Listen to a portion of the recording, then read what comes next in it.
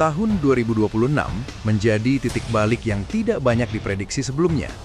Kota yang selama bertahun-tahun identik dengan kemacetan parah, polusi, dan sistem transportasi yang dianggap tertinggal, kini justru melesat menjadi salah satu kota dengan infrastruktur publik paling terintegrasi di Asia Tenggara. Jakarta berubah. Bukan sekedar berubah secara visual, tetapi berubah secara sistemik. Transformasi ini bukan kosmetik, bukan proyek pencitraan, melainkan perubahan nyata yang dirasakan langsung oleh jutaan orang setiap hari. Bayangkan sebuah situasi sederhana. Anda baru saja mendarat di Bandara Soekarno-Hatta. Beberapa tahun lalu, perjalanan menuju pusat kota bisa terasa seperti ujian kesabaran. Taksi terjebak macet berjam-jam, biaya membengkak dan waktu terbuang percuma. Namun kini, dalam waktu singkat, Anda dapat langsung mengakses kereta bandara yang nyaman, terjadwal rapi, dan terhubung langsung dengan jaringan transportasi kota. Tanpa perlu keluar dari sistem yang terintegrasi, Anda bisa berpindah ke MRT. Kurang dari 1 jam kemudian, Anda sudah berada di jantung ibu kota. Cepat, efisien, dan yang paling mengejutkan, dengan biaya yang relatif terjangkau. Transformasi ini terasa kontras jika dibandingkan dengan pengalaman serupa di Kuala Lumpur. Kota tersebut memang memiliki infrastruktur transportasi yang mapan. MRT, LRT, dan monorail sudah lama menjadi tulang punggung mobilitas warganya. Namun tantangan integrasi masih menjadi pekerjaan rumah. Perpindahan antar moda seringkali mengharuskan penumpang keluar dari area stasiun, berjalan cukup jauh, atau menghadapi cuaca tropis yang tidak selalu bersahabat. Sistem pembayaran pun belum sepenuhnya menyatu dalam satu ekosistem sederhana. Kompleksitas kecil ini mungkin tampak sepele, tetapi dalam praktik sehari-hari, ia mempengaruhi kenyamanan dan keputusan masyarakat untuk menggunakan transportasi publik. Sementara itu, Jakarta pada tahun 2026 mencatat setidaknya 7 jalur MRT dan LRT yang telah beroperasi penuh. Pencapaian ini luar biasa jika mengingat bahwa pembangunan MRT di ibu kota baru dimulai relatif belum lama. Fase pertama resmi dibuka pada 2019 oleh MRT Jakarta dan fase kedua menyusul pada 2024. Dalam kurun waktu yang tergolong singkat, jaringan ini berkembang pesat, memperluas jangkauan dan meningkatkan kapasitas angkut hingga lebih dari 1 juta penumpang setiap hari. Angka tersebut bukan sekedar statistik, ia mencerminkan perubahan perilaku masyarakat yang mulai beralih dari kendaraan pribadi ke transportasi massal. Salah satu faktor paling menentukan dalam lonjakan pengguna adalah tarif yang terjangkau. Untuk perjalanan dari ujung ke ujung jalur MRT, penumpang hanya membayar maksimal sekitar Rp14.000. Jika dikonversikan, biaya ini jauh lebih murah dibandingkan tarif dengan jarak yang setara di Kuala Lumpur. Perbedaan harga ini bukan hanya soal angka, melainkan tentang aksesibilitas. Transportasi publik yang murah berarti inklusif. Ia membuka kesempatan bagi semua lapisan masyarakat, dari pekerja kantoran hingga mahasiswa, untuk bergerak secara efisien tanpa membebani pengeluaran harian. Tidak hanya MRT, sistem LRT Jakarta juga berkembang dengan integrasi antar moda yang menjadi kekuatan utamanya. Penumpang dapat berpindah dari MRT ke LRT atau ke moda lain tanpa perlu keluar dari area berbayar. Tidak ada biaya tambahan yang membingungkan, tidak ada prosedur rumit yang menguras waktu. Semua dirancang untuk menciptakan pengalaman yang mulus. Integrasi fisik dan integrasi tarif berjalan beriringan, menciptakan ekosistem transportasi yang kohesif. Di atas rel, Jakarta bergerak cepat. Namun di jalan raya, transformasi tak kalah signifikan. Sistem bus rapid transit yang dikenal sebagai Transjakarta menjadi tulang punggung mobilitas darat. Dengan lebih dari 13 koridor utama dan ratusan rute yang menjangkau hampir seluruh wilayah kota, Transjakarta bukan sekedar layanan bus biasa. Jalur khusus yang dimilikinya membuatnya relatif bebas dari kemacetan, sesuatu yang dulu dianggap mustahil di ibu kota.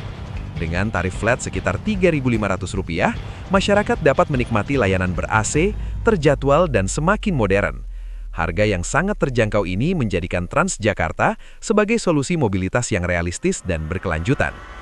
Kunci keberhasilan Jakarta tidak hanya terletak pada pembangunan fisik, tetapi juga pada integrasi sistem pembayaran. Kini, masyarakat dapat menggunakan satu kartu atau satu platform uang elektronik untuk mengakses hampir seluruh moda transportasi. Dari MRT, LRT, bus, hingga jalan tol, semuanya terhubung dalam satu ekosistem pembayaran. Kesederhanaan ini menciptakan pengalaman pengguna yang intuitif dan efisien. Sebaliknya, di Kuala Lumpur, pengguna masih harus beradaptasi dengan beberapa sistem berbeda untuk transportasi publik, jalan tol, dan layanan ride-hailing. Fragmentasi tersebut, meski tidak fatal, tetap menjadi hambatan psikologis dalam adopsi masif transportasi umum. Pada sektor transportasi bandara, Jakarta kembali menunjukkan kemajuan signifikan. Kereta bandara yang menghubungkan Bandara Soekarno-Hatta dengan pusat kota memiliki waktu tempuh sekitar 55 menit dengan tarif yang relatif terjangkau. Memang, layanan serupa di Kuala Lumpur lebih cepat, tetapi tarifnya jauh lebih tinggi. Disinilah Jakarta menemukan keseimbangan antara efisiensi waktu dan keterjangkauan biaya. Bagi masyarakat luas, keseimbangan ini jauh lebih penting daripada sekedar kecepatan absolut. Pembangunan infrastruktur jalan juga mengalami percepatan. Jalan tol bertingkat kini menjadi pemandangan yang semakin umum. Pengembangan jalur lingkar dalam dan luar kota terus dilakukan untuk mengurangi beban lalu lintas di pusat kota. Sistem pembayaran tol pun semakin modern dengan teknologi transaksi otomatis tanpa perlu berhenti. Efisiensi ini mengurangi antrian panjang dan mempercepat arus kendaraan secara signifikan. Pertanyaan besar pun muncul. Bagaimana Jakarta mampu mencapai semua ini dalam waktu relatif singkat? Jawabannya terletak pada kombinasi visi politik yang kuat dan kemampuan eksekusi yang konsisten.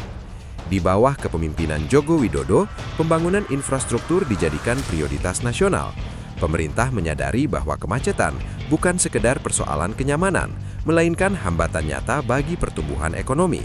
Waktu yang terbuang di jalan adalah produktivitas yang hilang. Oleh karena itu, investasi besar-besaran diarahkan untuk membangun sistem transportasi modern yang efisien. Namun yang membedakan Jakarta bukan hanya besarnya investasi, melainkan kecepatan realisasi. Proyek tidak dibiarkan berlarut-larut dalam tahap kajian. Ketika keputusan diambil, anggaran dialokasikan, dan pembangunan segera dimulai.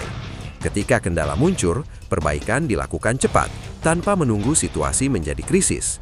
Budaya kerja seperti ini menciptakan momentum yang sulit dihentikan. Jakarta belajar dari kesalahan dan memperbaiki sistem secara bertahap dengan melibatkan masukan masyarakat. Konsep kota pintar atau smart city juga diadopsi secara agresif. Berbagai layanan pemerintah terintegrasi dalam satu aplikasi, memudahkan warga mengakses layanan publik mulai dari pembayaran pajak hingga pelaporan masalah lingkungan. Sistem parkir elektronik diperluas, mengurangi ketergantungan pada uang tunai dan praktik manual. Integrasi dengan layanan ride-hailing seperti Gojek dan Grab menjadi solusi efektif untuk persoalan first mile dan last mile. Pemerintah tidak memandang layanan ini sebagai pesaing, melainkan sebagai mitra strategis dalam ekosistem perkarangan. Di tengah semua kemajuan tersebut, Indonesia juga menjalankan proyek ambisius pembangunan ibu kota baru, yaitu Ibu Kota Nusantara di Kalimantan. Menariknya, proyek besar ini tidak menghambat pengembangan Jakarta. Keduanya berjalan paralel, menunjukkan kapasitas perencanaan nasional yang semakin matang. Jakarta tidak ditinggalkan, melainkan diposisikan sebagai pusat ekonomi yang tetap vital. Pada akhirnya, tahun 2026 menjadi simbol bahwa Jakarta telah melampaui Kuala Lumpur dalam hal integrasi transportasi publik, keterjangkauan tarif, dan cakupan layanan. Ini bukan sekedar opini, melainkan refleksi dari perkembangan yang terukur dan dirasakan langsung oleh masyarakat. Namun, ini bukan akhir dari kompetisi regional.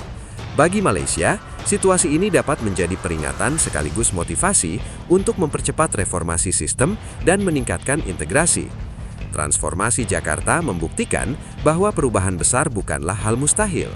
Dengan visi yang jelas, keberanian mengambil keputusan, dan komitmen untuk mengeksekusi rencana secara konsisten, sebuah kota dapat beralih dari ketertinggalan menjadi pemimpin dalam waktu relatif singkat. Bagi warga, perubahan ini bukan tentang angka atau statistik. Ini tentang waktu yang lebih efisien, biaya yang lebih terjangkau, dan kualitas hidup yang meningkat. Setiap perjalanan yang kini terasa lebih singkat, setiap perpindahan moda yang lebih mudah, dan setiap rupiah yang bisa dihemat adalah bukti konkret dari transformasi tersebut.